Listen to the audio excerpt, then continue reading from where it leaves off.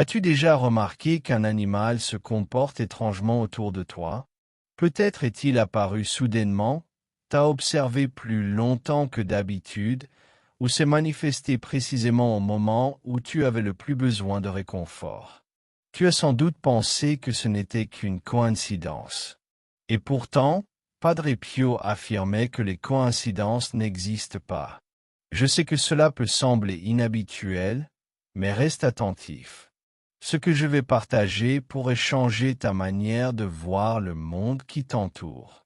Selon ce humble prêtre italien, marqué dans sa chair par les plaies du Christ, certains animaux n'entrent pas dans notre vie par hasard. Pense à ce chien qui s'est présenté devant ta porte et n'a cessé de te regarder, alors que tu ne l'avais jamais nourri auparavant.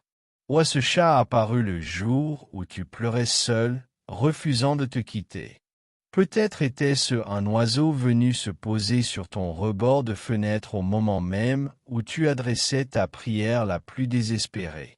Tu as cru que c'était aléatoire. Mais Padre Pio aurait dit le contraire. Ce que beaucoup ignorent, c'est que Padre Pio ne se contentait pas de croire au monde spirituel, il y vivait. Il parlait chaque jour avec son ange gardien. Il affrontait physiquement les démons. Des âmes du purgatoire venaient le visiter pour lui demander des prières. Pour lui, le ciel et la terre n'étaient pas séparés par un mur infranchissable, mais par un voile très fin, presque transparent lorsque quelqu'un souffre, prie, pleure ou traverse un danger spirituel. Padre Pio enseignait que Dieu permet aux anges d'agir discrètement, presque invisiblement aux yeux distraits. Très souvent, ces protections passent par la création elle-même. Les animaux, qui ne mentent pas, ne trichent pas et n'ont pas d'intention cachée, peuvent devenir des instruments visibles d'une protection invisible. Non pas par superstition ou magie, mais comme des signes invitant au discernement, à la prière et au silence intérieur. Il est important de comprendre que Padre Pio ne prônait pas la superstition. Il n'encourageait pas à chercher des présages partout ni à interpréter chaque détail comme un signe. Il enseignait le discernement. Il y a une grande différence entre courir après des signes et reconnaître humblement les moments où Dieu, dans sa miséricorde, permet à l'extraordinaire de toucher notre vie ordinaire. Les Écritures confirment cela. Depuis toujours, Dieu parle à travers la création. L'âne de Balaam a vu l'ange du Seigneur avant le prophète lui-même. Le coq a chanté au moment précis où Pierre a renié le Christ. La colombe est descendue lorsque l'Esprit Saint s'est manifesté au baptême de Jésus. Rien de tout cela n'était le fruit du hasard. C'était le langage de Dieu. Padre Pio avertissait que lorsque l'âme est en danger, lorsque quelqu'un est sur le point d'abandonner, de se perdre ou de s'éloigner de Dieu, le ciel se met en mouvement. Les anges s'approchent, obéissant à leur Créateur. Mais ils ne cherchent pas à impressionner ni à effrayer. Ils protègent, consolent et avertissent, toujours dans le respect de notre liberté. Et parfois, ils utilisent simplement ce qui nous entoure déjà, les oiseaux du ciel, les animaux que nous croisons chaque jour.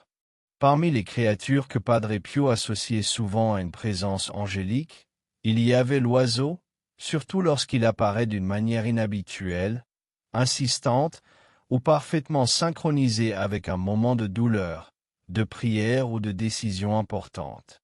Les oiseaux ont toujours symbolisé ce qui est élevé, spirituel, inaccessible. Ce n'est pas un hasard si les anges sont représentés avec des ailes. Lorsqu'un oiseau entre dans ton espace d'une manière étrange, Padre Pio conseillait de ne pas réagir avec peur ou superstition, mais avec prière. De nombreux témoignages racontent que, dans des moments de grande détresse, un oiseau s'est posé tout près, a fixé la personne, chanté d'une manière inhabituelle, ou est resté silencieux comme pour marquer l'instant. Une infirmière prénommée Sarah a partagé une expérience bouleversante. Après la mort de sa mère, Elle était submergée par le chagrin. Elle avait cessé de prier, cessé d'aller à l'église, et se sentait abandonnée par Dieu. Un matin, après une nuit particulièrement sombre où elle avait envisagé de mettre fin à sa vie, elle s'est assise sur sa terrasse, vide et brisée. Soudain, un petit oiseau s'est posé devant elle. Il ne s'est pas envolé. Il l'a regardée, puis s'est mis à chanter d'une manière claire et persistante, presque comme une mélodie. À cet instant, quelque chose s'est brisé en elle. Elle s'est mise à pleurer, sincèrement, pour la première fois depuis des mois. Et avec ces larmes est venue une paix profonde, inexplicable. L'oiseau est resté longtemps, puis s'est envolé. Ce même jour, Sarah a contacté un prêtre et est retournée à la confession après des années d'éloignement. Elle est convaincue que ce moment lui a sauvé la vie. L'oiseau était-il un ange? Non. Mais le ciel a-t-il agi à travers cet oiseau? Elle en est persuadée. Padre Pio aurait dit que c'est exactement ainsi que Dieu agit. L'ange n'est pas dans l'animal, mais Dieu permet à l'ange d'agir à travers lui. Et la réponse juste n'est ni la peur ni la curiosité, mais la prière et la gratitude. Padre Pio rappelait cependant une chose essentielle. Tous les oiseaux qui passent devant ta fenêtre ne sont pas des messagers célestes.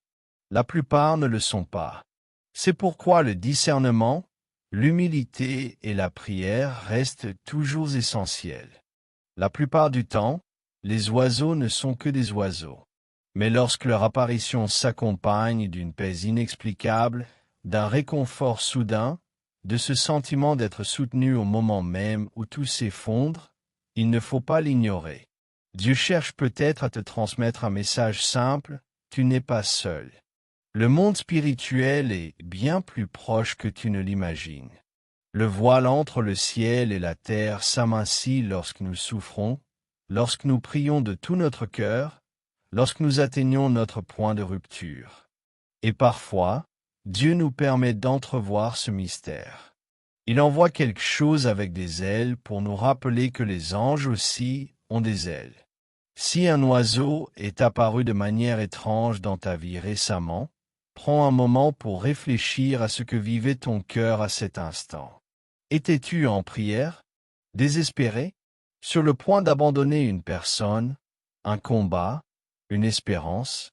Remercie Dieu et demande au ciel de t'éclairer sur ce qui t'est communiqué, sans chercher de signes supplémentaires. Mais les oiseaux ne sont pas les seuls animaux que Padre Pio associait à la protection angélique. Le second pourrait te surprendre davantage, le chien. Dans la tradition chrétienne, le chien symbolise la fidélité, la vigilance et la garde. Il protège sans rien demander en retour. Padre Pio parlait souvent de la protection spirituelle exercée par les anges, en particulier la nuit, lorsque le corps se repose et que l'âme devient plus vulnérable.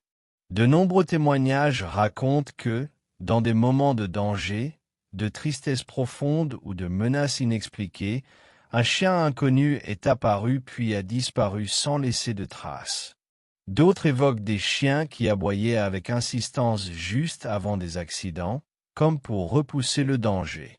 Padre Pio affirmait que Dieu permet parfois à certains animaux de devenir des sentinelles visibles d'une protection invisible.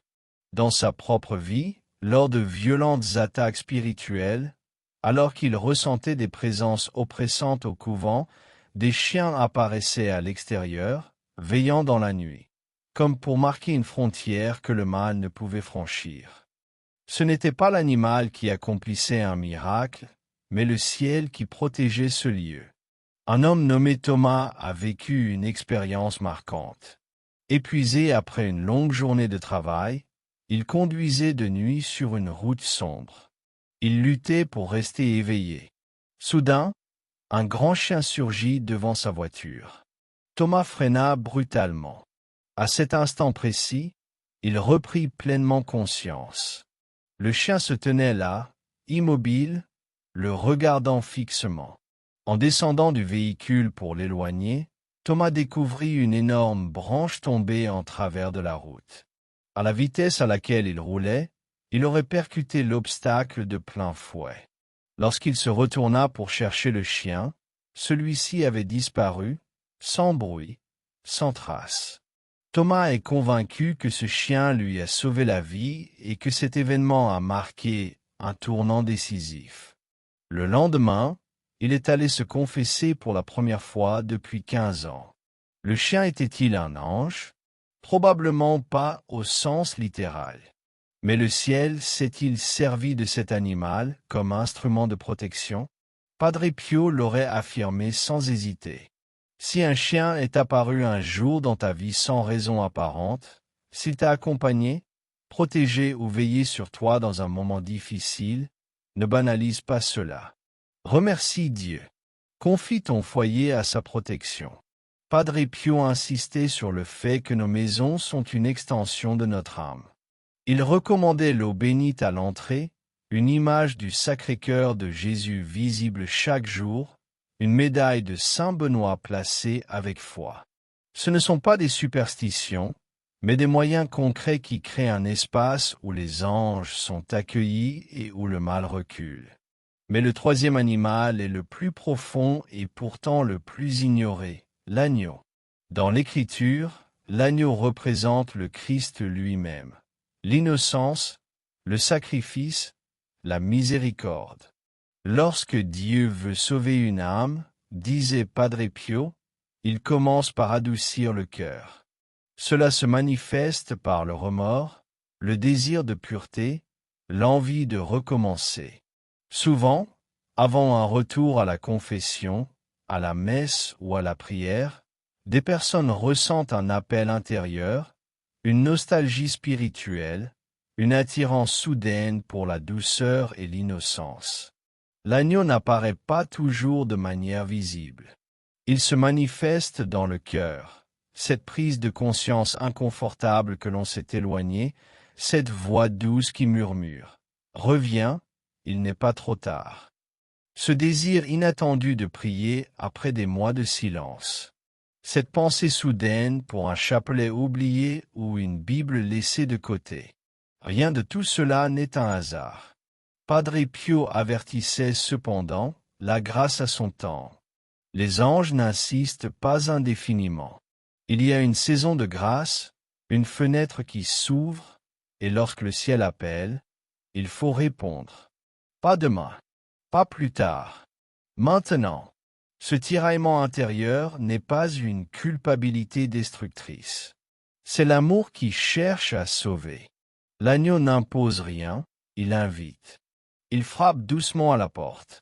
Mais c'est à toi d'ouvrir. La réponse est simple, revenir à la prière, à la confession, à la parole de Dieu. Reprendre le chapelet. Faire le pas aujourd'hui, sans attendre le moment parfait. Padre Pio insistait enfin sur un point essentiel, tout ne vient pas de Dieu. C'est pourquoi il recommandait une vie sacramentelle solide, la confession régulière, la communion en état de grâce, le rosaire quotidien, l'eau bénite dans le foyer. Ne cherche jamais les signes, mais ne les méprise pas lorsque Dieu les permet. Le démon peut imiter, troubler, séduire, mais il ne donne jamais la paix véritable. Ce qui rapproche de Dieu, de l'humilité, de la prière et des sacrements vient du ciel. Ce qui conduit à la peur, à l'orgueil ou à la confusion n'en vient pas. Padre Pio conseillait de prier chaque jour son ange gardien, le matin et le soir, de se confier à la Vierge Marie, car là où Marie entre, les anges se multiplient. Il rappelait que ces gestes simples construisent une forteresse spirituelle que les ténèbres ne peuvent franchir.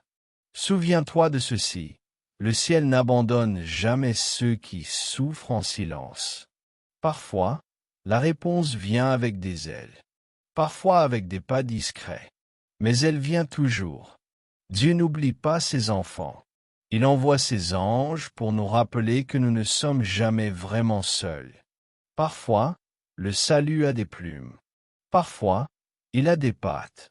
Mais il porte toujours la signature de Dieu.